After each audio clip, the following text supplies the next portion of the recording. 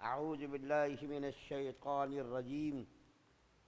بسم اللہ الرحمن الرحیم وقال الذي اشتراه من مصر لامرأته أكرمي مثواه عسى أن ينفعنا أو نتخذه ولدا وكذلك مكنا ليوسف في الأرض ولنعلمه من تأويل الأحاديث والله غالب على أمره ولكن أكثر الناس لا يعلمون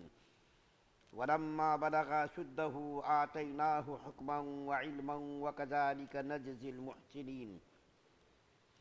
اور مصر کے جس آدمی نے انہیں خریدا اس نے اپنی بیوی سے کہا کہ اس کو عزت سے رکھنا، مجھے ایسا لگتا ہے کہ یہ ہمیں فائدہ پہنچائے گا، یا پھر ہم اسے اپنا بیٹا بنا لیں گے۔ اس طرح ہم نے اس سرزمین میں یوسف علیہ السلام کے قدم جمائے تاکہ انہیں باتوں کا صحیح مطلب نکالنا سکھائیں، اور اللہ تعالیٰ کو اپنے کام پر پورا قابو حاصل ہے، لیکن بہت سے لوگ نہیں جانتے۔ اور جب یوسف علیہ السلام اپنی بھرپور جوانی کو پہنچے تو ہم نے انہیں حکمت اور علم عطا کیا، اور جو لوگ نیک کام کرتے ہیں ان کو ہم اسی طرح بدلہ دیا کرتے ہیں۔ سورہ یوسف کی آیت نمبر 21 اور 22 آپ کے سامنے پڑھی گئی ہے۔ اس سے پہلے آپ کے سامنے کل عرض کیا گیا تھا کہ برادران یوسف نے حضرت یوسف علیہ السلام کو شام سے آنے والے تجارتی قافلے کے ہاتھ میں چند درہموں کے بدلے بیچ دیا تھا، اور بیچ کر کے وہ لوگ خاموش نہیں بیٹھ گئے بلکہ بہت دور تک اس کا پیچھا کیا تاکہ یوسف علیہ السلام حفاظت کے ساتھ یہاں سے کہیں اور چلے جائیں، کہیں ایسا نہ ہو کہ وہ پھر بھاگ کر کے واپس آ جائیں اور باپ کے سامنے آ کر کے ہم لوگوں کو پھر سے رات پاش ہو جائے۔ تو احتیاط کے طور پر تمام کے تمام بھائی یوسف علیہ السلام کے پیچھے دور تک گئے، اور جب اطمینان ہو گیا کہ اب یوسف علیہ السلام واپس بھاگ کر کے نہیں آئیں گے تو برادران یوسف پھر اپنے گھر کو لوٹ کر کے آ گئے۔ دوسری طرف یہ ہوا کہ یہ تجارتی قافلہ مصر کے بازار میں پہنچا، اور پہنچ کر کے جہاں بہت سارے سامان فروخت کرنے کے لیے رکھا وہاں یوسف علیہ السلام کو بھی رکھا۔ مصر کے لوگ حضرت یوسف علیہ السلام کے حسن و جمال کو سن کر کے یوسف علیہ السلام کو خریدنے کے لیے پوری جائیداد، اپنا مال، جو اپنی حیثیت جس کی جو تھی، اپنی حیثیت کے مطابق پیسے لے کر کے یوسف علیہ السلام کو خریدنے کے لیے آئے۔ اتفاق سے عزیز مصر یہ مصر کے بادشاہ کا وزیر خزانہ تھا۔ اس زمانے میں بادشاہ جو تھا اس کا نام ریان بن اسید تھا، اسی ریان بن اسید کا یہ وزیر خزانہ عزیز مصر تھا۔ یہ عزیز مصر لقب ہے، نام نہیں ہے، ان کا نام کچھ اور ہے۔ اتفاق سے یہ بھی بازار سے گزر رہا تھا، اس نے دیکھا کہ ایک غلام نہایت ہی حسین اور جمیل بک رہا ہے۔ یہ بھی تاجروں کے پاس گیا اور جا کر کے اس کی قیمت لگائی، تو قیمت تو بہت تھی، بہت سارے لوگ امیدوار تھے کہ یہ غلام ہم خرید رہے ہیں۔ اپنی اپنی حیثیت کے مطابق ہر آدمی اس غلام کو خریدنے کے لیے آیا، یہاں تک کہ کتاب کے اندر ایک واقعہ بطور لطیفہ لکھا ہے۔ ایک بوڑھی عورت ایک چھوٹی سی گٹھری اپنی کمر پر لے کر کے وہ بھی آئی، تو لوگوں نے ان سے کہا کہ یہاں بڑے بڑے لوگ، امراء، وزراء، بڑے بڑے لوگ یوسف علیہ السلام کو خریدنے آئے ہیں، وہ خریدنے پر طاقت نہیں رکھتے، تم بوڑھی عورت چند گٹھر، وہ بھی دھاگے کا گٹھر لے کر کے لینے کے لیے آئی ہو، کیا تم کو امید ہے کہ تم خرید لو گے یوسف علیہ السلام کو؟ تو اس بوڑھی عورت نے کہا کہ مجھ کو معلوم ہے کہ میں یوسف علیہ السلام کو خرید نہیں پاؤں گی، لیکن کم سے کم یوسف علیہ السلام کے خریداروں میں میرا نام تو آئے گا، یوسف علیہ السلام کے خریداروں میں کم سے کم میرا نام تو آئے گا۔ میرا نام آ گیا تو یہ بھی بہت بڑی بات ہے۔ چنانچہ عزیز مصر نے یوسف علیہ السلام کے بدلے میں بے شمار قیمت، یہاں تک کہ کتاب کے اندر لکھا ہے یوسف علیہ السلام کے وزن کے برابر سونا، وزن کے برابر مشک و عنبر وزن کے برابر ریشم کے کپڑے، اتنا پیسہ دے کر، اتنی قیمت دے کر عزیز مصر نے یوسف علیہ السلام کو خرید لیا، اور خرید کر کے اپنی بیوی کے پاس آیا اور آ کر کے کہا دیکھو یہ غلام ہے، لیکن اس کو تم غلام مت سمجھنا، یہ ہمارے فائدے کے لیے آگے چل کر کے کام آئے گا۔ یہاں پر ایک بات اور مجھ کو یاد آئی، وہ بتا دوں کہ دنیا کے عقل مندوں میں، داناؤں میں، قیافہ شناس میں، قیافہ شناس یعنی آگے کی حالات کے بارے میں بتانے کے بارے میں، دنیا میں 3 آدمی بہت ہی مشہور گزرے ہیں جنہوں نے اندازہ لگایا قیافہ کے ذریعے سے کہ آگے چل کر کے یہ بننے والا ہے کچھ، اس کا قیافہ بالکل صحیح ثابت ہوا، اندازہ لگایا اپنی عقل مندی سے، دانائی سے، ہوشیاری سے، انہوں نے اندازہ لگایا کہ آگے چل کر کے یہ بننے والا ہے۔ تو اس طریقے کا اندازے لگانے والے 3 آدمی بڑے ہوشیار دانا گزرے ہیں، قیافہ شناس۔ ایک تو حضرت شعیب علیہ السلام کی بیٹی، جب موسیٰ علیہ السلام مصر سے گئے مدین،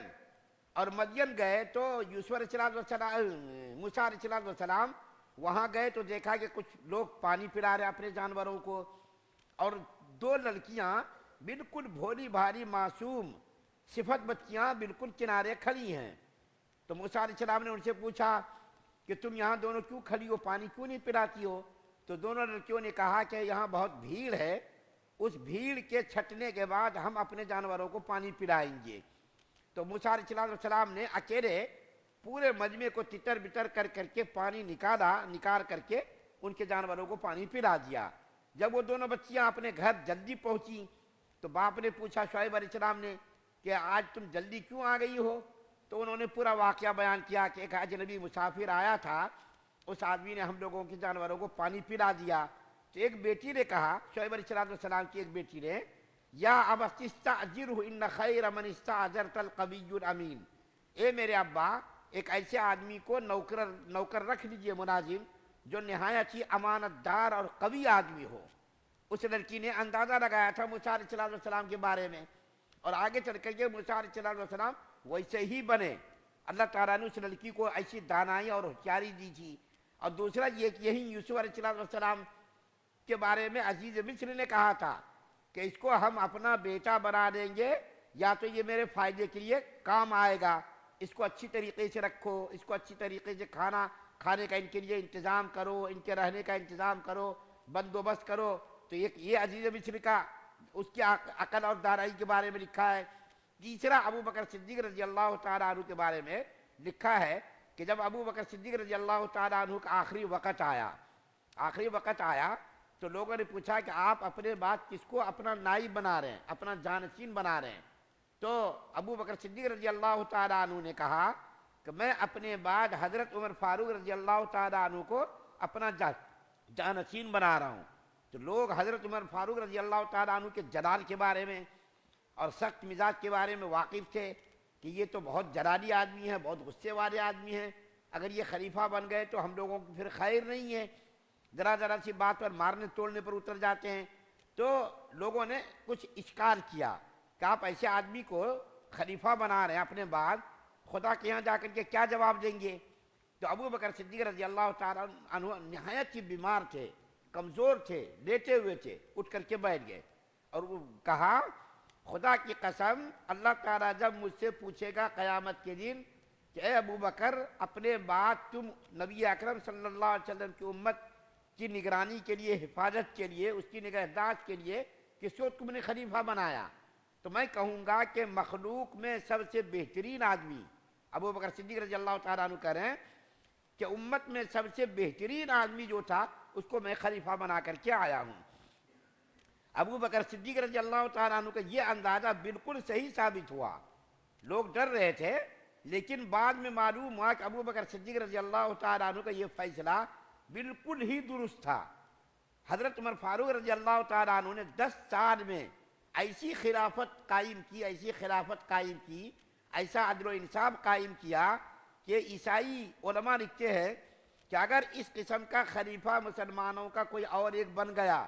یا عمر فاروق کو 10 سال اور خلافت کا موقع مل جاتا، ساری دنیا سے عیسائیت اور یہودیت اور نصرانیت اور کافروں کا مذہب کا خاتمہ ہو جاتا، نام و نشان مٹ جاتا۔ تو یہ عزیز مصر نے اپنی عقل سے، قیافہ شناسی کے ذریعے سے یوسف علیہ السلام کو پہچان لیا کہ آگے چل کر کے یہ بڑا ہی ہونہار ہونے والا ہے، بڑا ہی مکرم بننے والا ہے، صاحب علم و فضل بننے والا ہے۔ چنانچہ اس کا اندازہ بالکل صحیح ہوا، اپنی بیوی کو لا کر کے دیا اور کہہ دیا کہ دیکھو اس کو تم غلام مت سمجھنا، اس کو اچھی طریقے سے رکھنا، اس کی اچھی طریقے سے پرورش کرنا، اس کو تم اچھا دیکھنا۔ اللہ تعالیٰ فرما رہے ہیں کہ اللہ تعالیٰ نے یوسف علیہ السلام کو نبوت عطا فرمائی، خواب کی تعبیر کا علم عطا فرمایا کہ جو خواب کی تعبیر یہ بتاتے تھے وہی خواب کی تعبیر بالکل صحیح ہو جاتی تھی۔ اور اللہ تعالیٰ فرماتے ہیں کہ اللہ تعالیٰ کا امر تمام چیزوں پر غالب آ کر کے رہے گا، یعنی اللہ تعالیٰ جو چاہے وہی کرے گا، اس کے امر کو کوئی ٹال نہیں سکتا۔ اللہ تعالیٰ نے یوسف علیہ السلام کو مرتبہ دینے کا ارادہ کیا، ان کے بھائیوں نے ان کو مٹانے کا ارادہ کیا، ان کے بھائیوں نے ان کے نام و نشان کو مٹانے کا ارادہ کیا، لیکن اللہ تعالیٰ کا یہ فیصلہ ہوا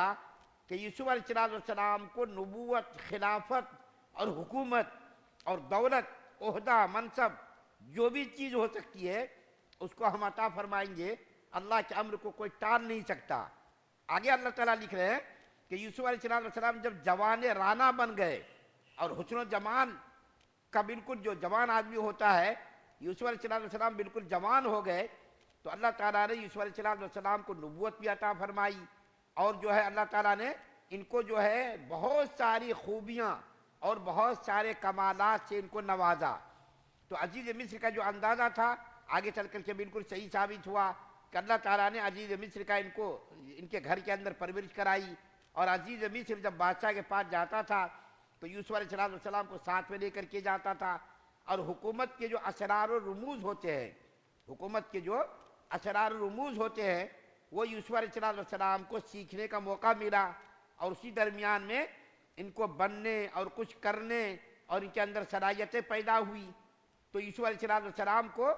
وہاں عزیز مصر نے رکھا، پرورش کی، اور آگے چل کر کے دیکھیے کیا ہوا ہے، اس کے بارے میں آگے کی آیت میں اللہ تعالیٰ ذکر فرما رہے ہیں کہ آگے چل کر کے جو واقعات پیش آئے اور حادثات یوسف علیہ السلام کے ساتھ پیش آئے اس کے بارے میں آگے ذکر کیا جائے گا۔ اللہ سے دعا ہے اللہ ہم سب کو سننے زیادہ عمل کی توفیق عطا فرمائے۔ سبحان اللہ و بحمدہ، سبحانک اللہم۔